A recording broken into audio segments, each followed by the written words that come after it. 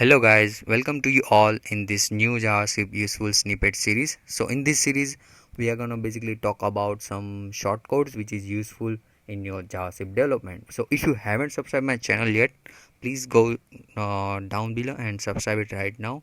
So you will get notification whenever I'll upload a new episode in this series. Now let's get started. In this episode, we are gonna talk about bifurcate function, which will be used to bifurcate your array. Guess you have an array with tons of records. From them, you need some records which are match with your condition you have entered, and into one particular array. And in another array, you need those records which is not match with your condition. So if you wanted to bifurcate like this your array, then you can use this bifurcate function. So let's see how it will gonna function. For that, I'm just gonna create a function called bifurcate by, and in parameter I'm gonna pass two arguments. First one will be my array of records, and second one will be my function where I'll define some rules. Now in return, I'm gonna use a reduce method of array, which will be differentiate our array. While as an initial value I have passed array in two blank array into it, and in return of reduce I have first selected an index of output array by validating given function. Means if current record satisfy the given rule, then index will be 0, otherwise it will be 1.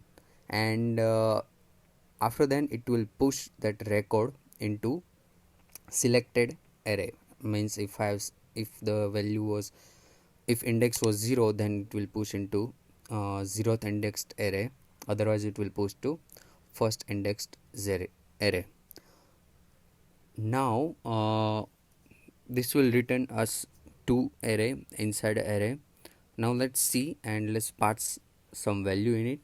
So in bifurcate array, I'm gonna pass first array of Jan, May, April and September.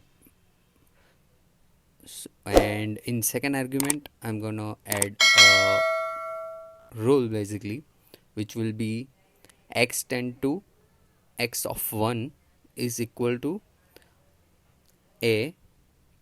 So it will check if my first indexed character is a, then it should store it into one data set, otherwise it will store into another data set. Now let's see a result, and let me console it out. So if you see in result, given array is bifurcated into two arrays, where the first one includes record who satisfy condition, and whoever like left records are stored into second array. So this is how you can use this function, and you can take advantage of this function whenever you want to use in your data in your development. So thank you very much guys to watch this episode, and please hit like button if you found it informative, as well as share with your friends and colleagues, and please don't forget to subscribe my channel, so I will upload a new more and more episode like this.